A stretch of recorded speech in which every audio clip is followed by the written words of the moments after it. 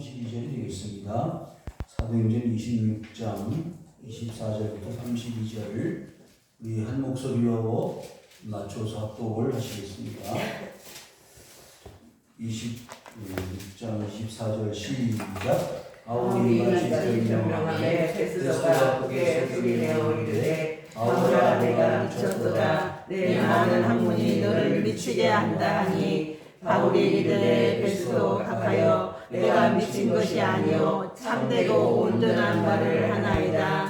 왕께서는 이 일을 아시기로 내가 왕께 담대히 말하노니 이 일에 하나라도 아시지 못함이 없는 줄 믿나이다. 이 일은 한쪽 구석에서 행한 것이 아니니이다. 아그리빠 왕이여 선지자를 믿으시나이까? 믿으시는 줄 아나이다. 아그리빠가 바울에게 이르되 내가 적은 말로 나를 권하여 그리스도인이 되게 하려 하는도다. 바울이 이르되 말이 적으나 많으나 당신뿐만 아니라 오늘 내 말을 듣는 모든 사람도 다 이렇게 결박된 것 외에는 나와 같이 되기를 하나님께 원하나이다 하니라. 왕과 총독과 군대와 그 함께 앉은 사람들이 다 일어나서 물러가 서로 말하되 이 사람은 사형이나 결박을 당할 만한 행위가 없다 하더라. 이에 아그리빠가 베스도에게 이르되 이 사람이 만일 가이사에게 상소하지 아니하였더라면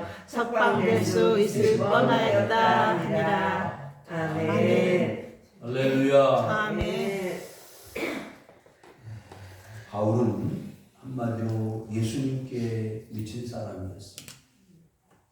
교회에 미치고 사랑하는 성도들 때문에 미치고, 그래서 그의 생애는 온전히 예수님만, 교회만, 성도들만을 생각하는 그런 삶이었다고 말할 수가 있겠습니다.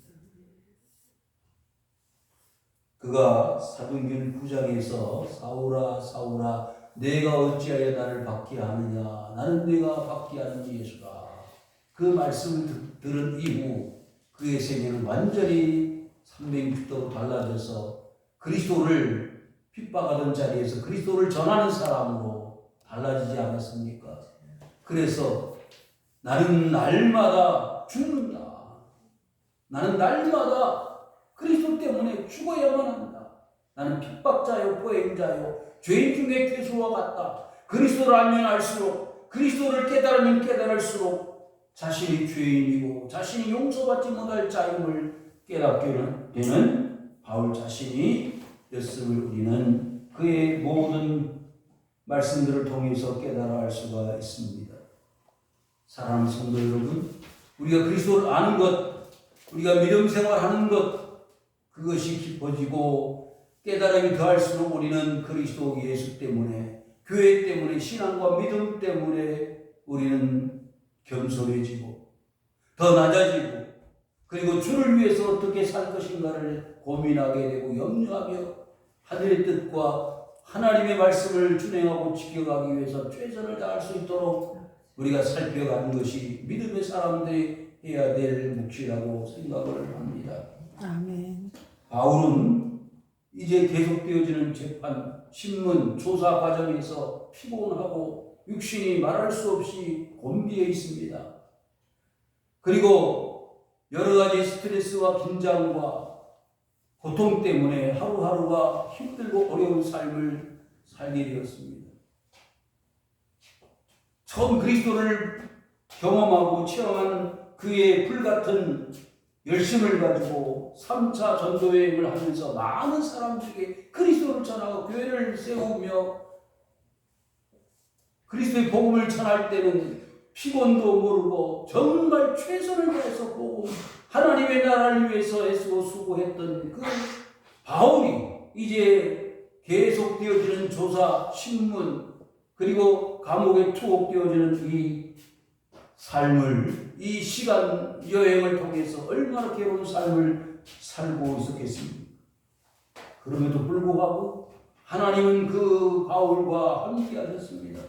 그에게 지혜를 주셨습니다. 능력을 주셨습니다. 그 어려운 모든 과정을 이기고 극복할 수 있는 힘의 근원이 우리 하나님이셨습니다.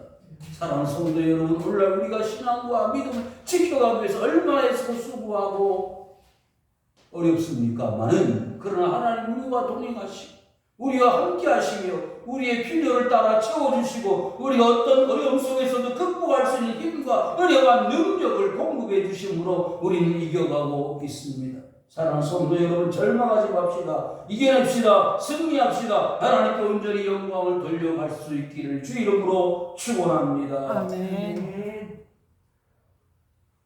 계속되어지는 이 벨리스 총독과 베스도 총독, 그리고 오늘은 이제 그 군봉왕 중에 한 사람이었던 아그리빠라는 사람, 아그리빠 왕 앞에서 조사 신분을 받게 됩니다.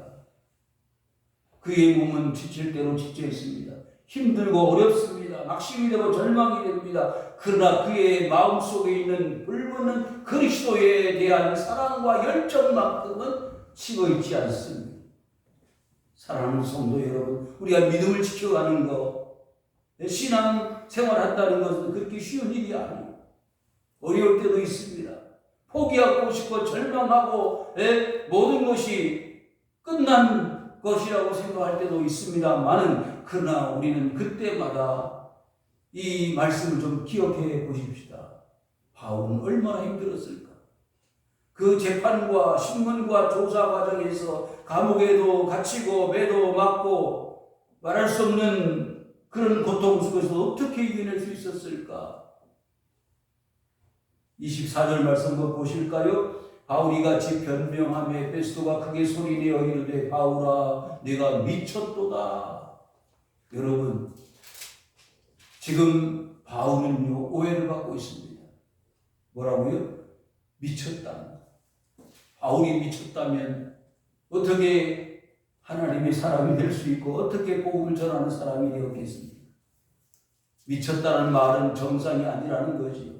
제정신이 아니라는 거 아닙니까? 그런데 바울은 그런 미치는 사람이 아니었습니다. 여기 네 많은 학문이 너를 미치게 한다고 그랬습니다. 이 학문이라는 것은 그 당시의 모든 신앙 그리고 모든 철학, 이것을 합쳐서 학문이라고 말할 수 있습니다. 그 당시에는 우리가 이미 앞에서 살펴본 바와 같이 그리스 아테네를 방문했을 때 많은 신들이 있었다고 그랬죠. 신들을 찾아가는 것을 우리는 학문이라고 말할 수 있습니다. 에피쿠로스, 스토아, 영지주의, 나스틱, 이런 여러 철학 학문들이 있었던 것처럼 이 바울도 그런 학문 중에 하나를 추종하면서 거기에 심취해서 빠져서 미쳐서 제정신을 못 차리고 있구나라고 생각했다는 거예요. 그런 거 아닙니다. 바울은 다른 철학주의자도 아니고 율법주의자도 아니고 그렇게 사이비 교주도 아닙니다.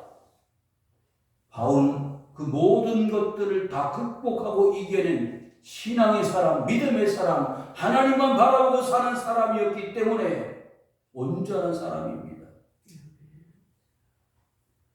여러분, 우리는요 때때로 불신자들로부터 이런 소리를 들을 때가 있었잖아요. 과거에 저 사람 예수 때문에 미친 사람이다. 미친 사람. 어떻게 보면 여러분 미쳤다는 것은 좋은 뜻으로 해석할 수도 있습니다. 왜요?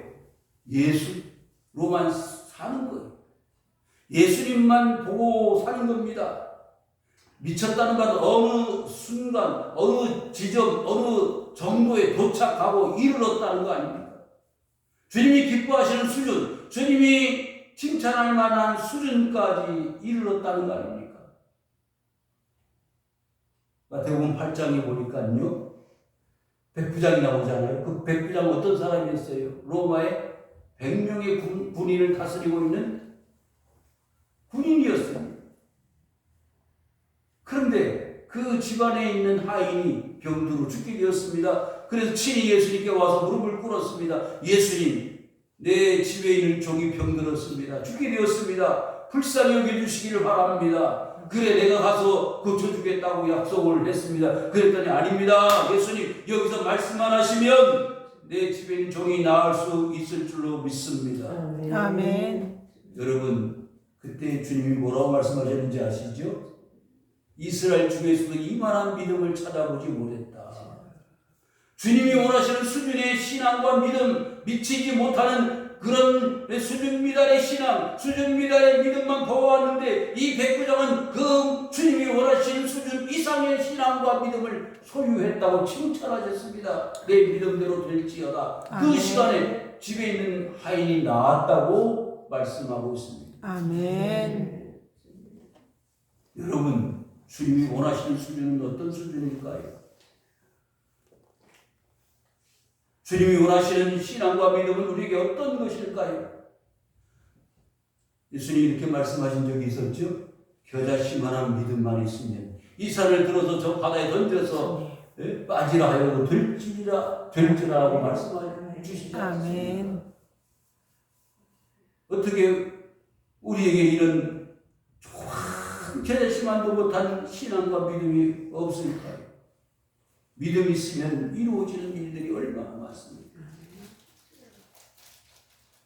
창세기 12장에 아브라함에게 하나님은 약속하셨습니다. 내 본토 친척 아버지 집을 떠나라. 그러면 내가 저 하늘의 무별과 같이 바다의 모래알과 같이 너의 자손들을 많게 할 것이다 라고 약속하셨는데 100살이 되어서야 겨우 아들 하나 주시지 않았습니까? 사랑하는 성도 여러분, 그 아들 하나가 이스라엘 민족을 이루는 대역사의 주인공이 되었습니다. 야곱을 낳고 야곱이 12아들을 낳고 12아들이 이스라엘 나라를 만들었습니다. 복의 근원이 되게 하셨습니다. 이스라엘의 모든 나라 백성들이 다 하나님의 복을 받아 살 수 있는 것은 아브라함의 후손들이 될 수 있기 때문입니다. 여러분들이요, 우리는 이제 이 바울의 신앙과 믿음이 우리에게도 있어야 할 줄로 믿습니다. 아멘.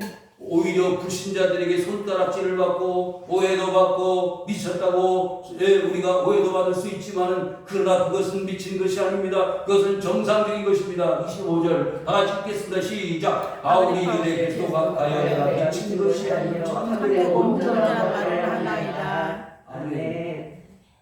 여러분, 그리스도 예수가 우리의 마음속에 들어오시면 우리는 온전해지는 것입니다.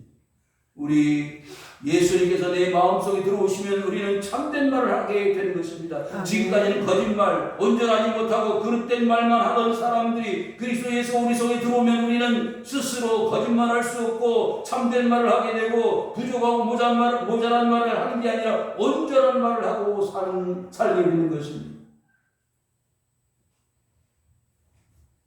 욥기서를 보면 세 친구가 나오죠. 빌닷과 소발과 엘리바스가 와서 저 욥을 보라. 욥은 왜 그렇게 환난을 당하고 어려움을 당하느냐. 그 모든 이유가 욥에게 문제가 있기 때문이라고 지적하여 핍박을 하고 욕을 하고 그러지 않습니까? 그런데 그 욥 자신에게는요, 스스로 자신이 하나님 앞에 의인되고 죄인되지 않았다는 생각을 가지고 있었습니다.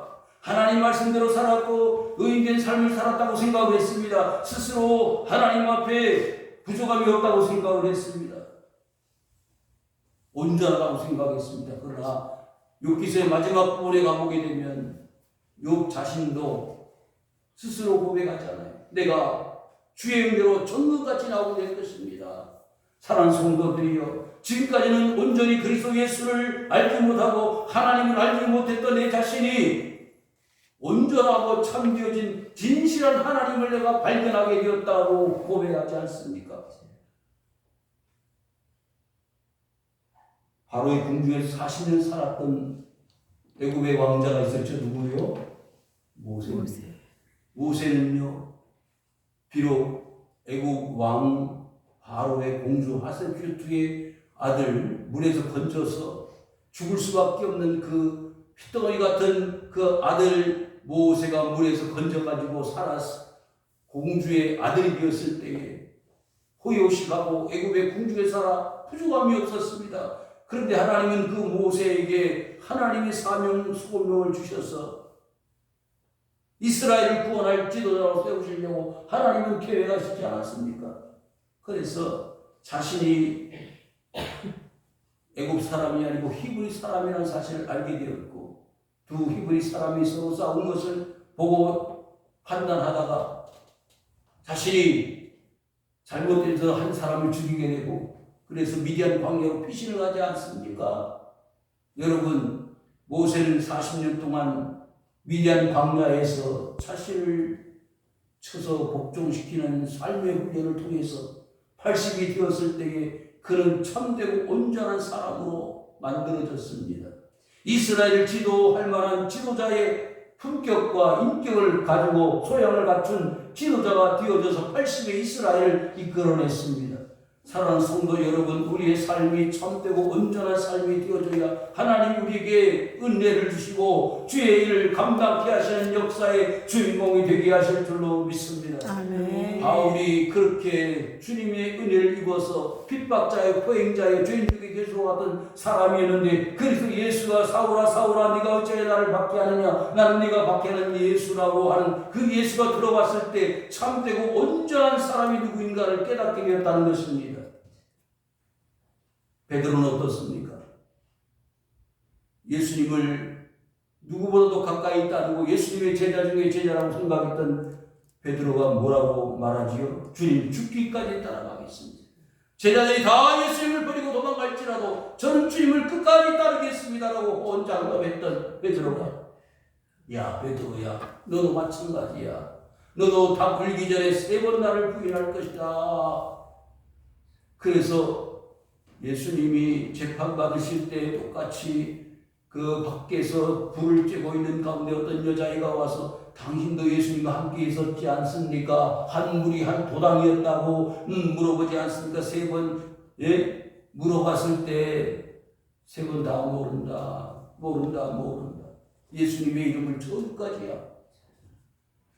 그때 닭울음 소리가 들려왔을 때 베드로는 절망했습니다. 아, 이것이 나 자신의 진짜 모습이었구나. 인간 베드로, 인간 베드로는 인간 시몬이었구나. 그래서 비로소 그는 자신의 이름을 주님께서 베드로라고 불러주신 이유를 알았습니다. 베드로라는 말은 반석이라는 말이에요. 지금까지는 인간 시몬으로 살아왔습니다. 그러나 이제는 그 믿음 없는 사람의 시몬의 모습이 아니라 진정한 이 믿음과 온전한 신앙과 주님을 따르는 신뢰할 만한 사람의 참되고 온전한 삶으로 바꿔지게 될 것이다. 그래서 그 기초 위에다가 교회를 지을 것이다. 저는 그리스도시여 살아계신 하나님의 아들입니다. 마태복음 16장 16절에 고백한 그 기초 위에 참되고 온전한 하나님의 교회를 세우게 되지는 것입니다.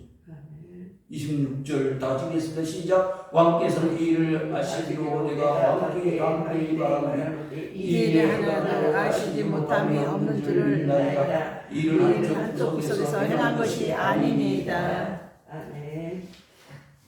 여러분, 그 당시 지금 27절에 보면 아그리파 왕이라고 나오지요. 이 아그리파 왕은 로마가 이 유대 지역을 다스리고 있을 때 네 지역으로 나누어서 왕들을 4명을 세웠습니다. 그 왕 이름을 분봉왕이라고 합니다. 이 분봉왕들이 일할 때 그 헤롯 가문이 왕의 자리에 오르게 됩니다. 그래서 첫 번째 헤롯 대왕은요, 예수님 당시에 예수님을 죽이려고 했던 왕이 헤롯 대왕이었고, 그의 아들 헤롯 안티파스는 세례 요한을 목베어 죽인 사람이 헤롯 안티파스입니다. 그리고 그의 아들 아그리파 1세는 예수님의 제자 야고보를 최초로 사도 중에서 순교당한 사람인데, 이 야고보를 죽인 사람이 아그리파 1세입니다. 그래서 오늘 본문 나와 있는 27절의 아그리파 왕은 두 번째 아그리파 2세가 되는 거죠.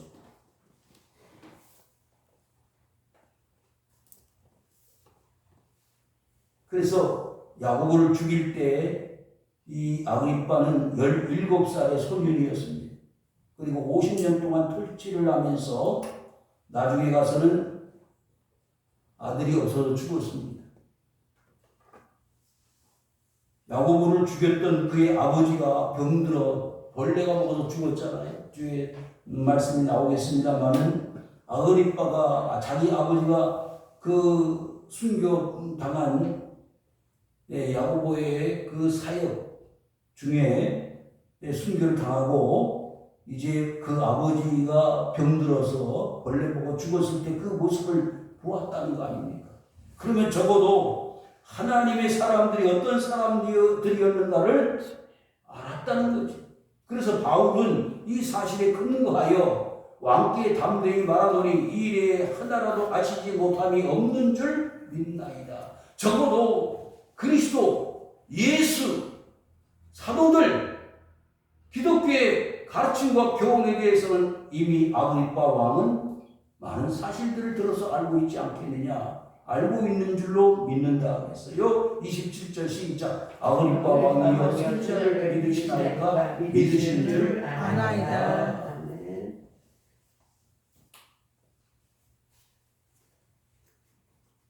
그런데 이 아그리빠는요, 앞부분에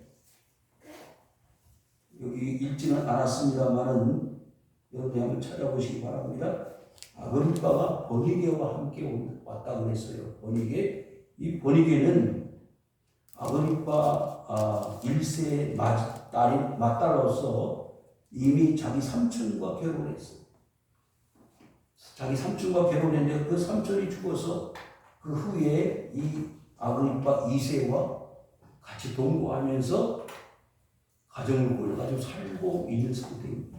그러니까 베스도 총독이 부임했을 때, 그 당시 분봉 왕이 되었을 때는 이미 결혼을 하지 않은 상태이지만은 동거 생활에서 많은 사람들이 구설수에 올랐던 사람이 이 버니게라는 여자입니다.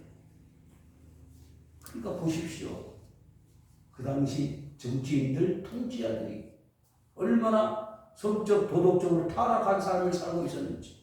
그런 사람 앞에 뭐예요? 재판을 받는 거예요. 세상은 참 이해할 수 없는 여지용 속이라고 말할 수 있습니다.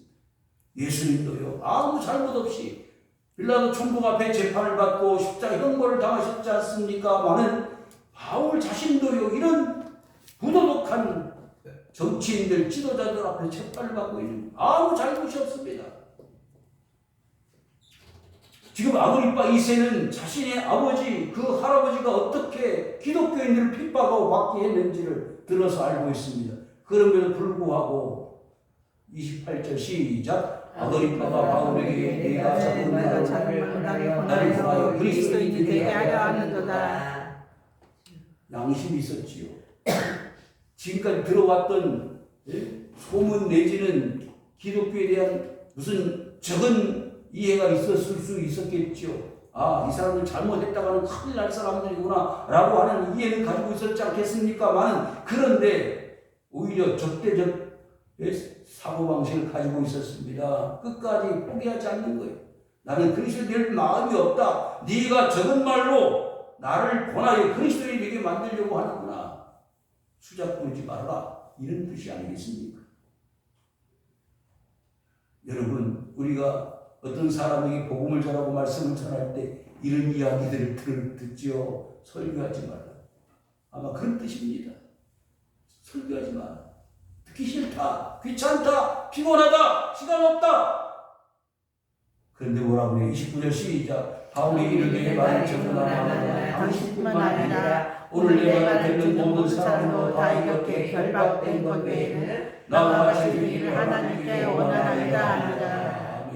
사랑하는 성도 여러분, 바울이 왜 이렇게 담대히 말할 수 있습니까? 비록 자신은 체포당해서 불효로 감옥에 갇혀있는 상태입니다. 그렇지만은 누가 더 자유스럽습니까?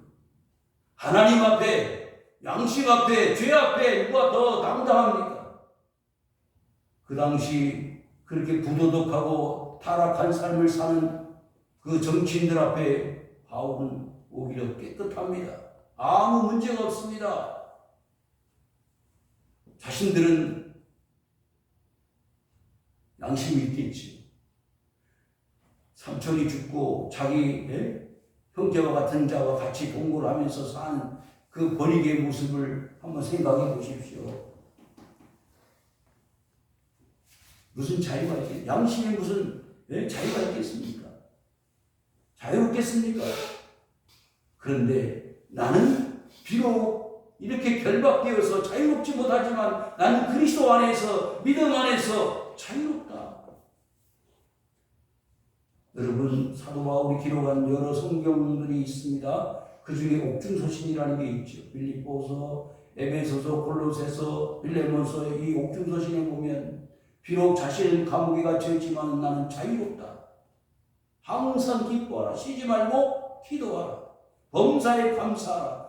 그 데살로니가 교회 성도들에게 말씀한 바와 같이 여러분 바울은 어느 교회, 어느 성도들에게도 빌립보 교회 성도들에게도 자유를 선언했고 그 자신이 그리스도 예수 안에서 기쁨과 즐거움으로 하나님을 섬기고 산다는 것을 자랑했습니다. 역설했습니다. 29절 이 본문에서도 뭐라고 말하고 있죠? 결박된 것 외에는 나와 같이 되기를 하나님께 원합니다. 바울에게 무엇을 기대할 수 있겠습니까?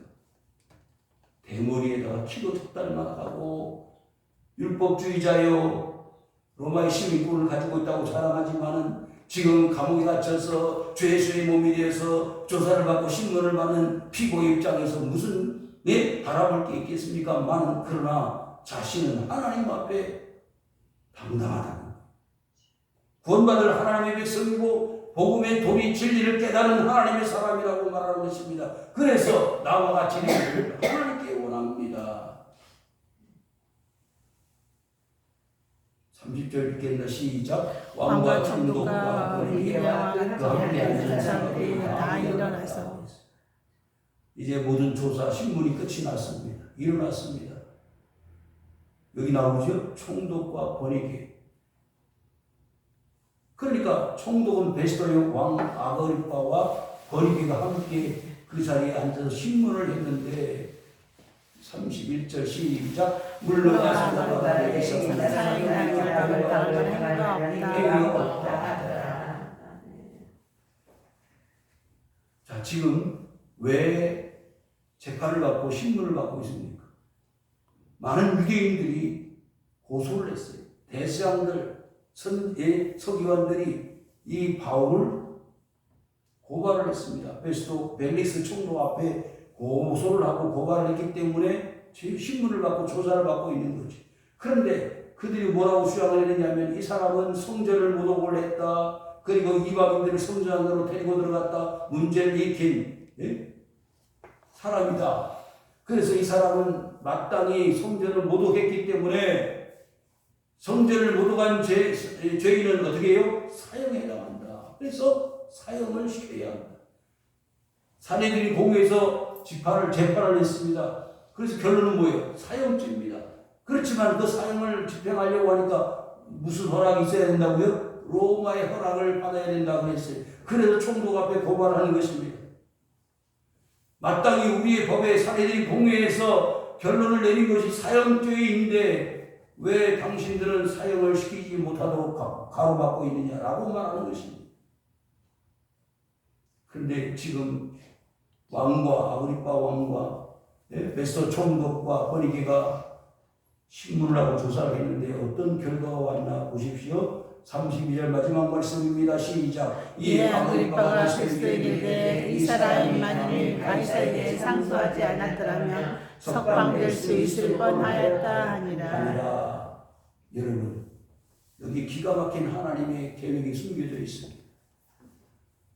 만약 이 바울이 가이사, 그 당시 황제였던 가이사에게 상소하지 않았더라면 그냥 석방을 했으면 어떤 일이 벌어졌을까요? 죽을 수 있었습니다.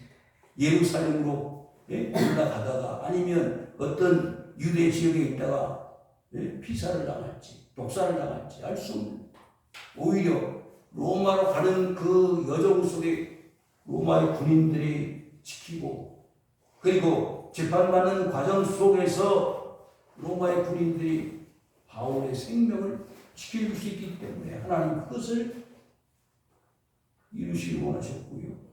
더 나아가서는 하나님은 바울을 어디에까지? 로마에까지 보내야만 하는 하나님의 계획과 프로그램을 가지고 계셨습니다. 왜요? 여러분들이 앞에서 언급한 바와 같이 하나님은 로마에 가서 복음의 역사를 이루기를 원하셨기 때문입니다. 초대교회의 최고의 선교사였고 말씀 사역자였던 바울이 로마로 가야 하는 이유는 로마가 세계 중심이었기 때문입니다. 로마에 가서 기독교를 선포한다는 것은 곧 세계 복음화를 이룰 수 있는 전초기지를 만드는 것입니다. 여러분, 세계 최고의 선교사를 많이 파송한 나라가 미국이잖아요. 그 다음으로 오늘날 이 시대에 선교사를 많이 파송한 나라가 대한민국이라고 하는데, 여러분, 이 땅에 이미 100년, 120년, 130년 전에 기독교 선교사들이 나와서 복음을 전하는 것은 여러분 이 세계를 향해서 하나님이 한국에 있는 모든 주의 사자들을 세계를 향하여 복음을 선포하게 하시려고 하나님의 종들을 이 땅에 구조선 땅에 상투 틀고 도포 입고 담뱃띠 물고 있었던 그 조선인들에게 그리스도의 복음을 전했다는 거 아닙니까? 그래서 100년이 얼마 못 되어 선교사가 이 조그만 나라에서 생겨나게 되었고 제주도로 탐나국으로 그리고 일본으로 중국으로 선교사를 파송하게 된 것입니다. 지금까지 수만 명의 선교사들이 이 대한민국 땅을 통해서 세계로 향해서 뻗어가고 있습니다. 아멘. 사랑하는 성도 여러분, 이 한 사람 바울이 비록 죄수의 몸이지만은 가이사에게 상수함으로 말미암아 복음의 로마에 가서 복음의 폭탄을 다이나마이트를 터뜨릴 그런 계획을 하나님이 가지고 계신 것입니다.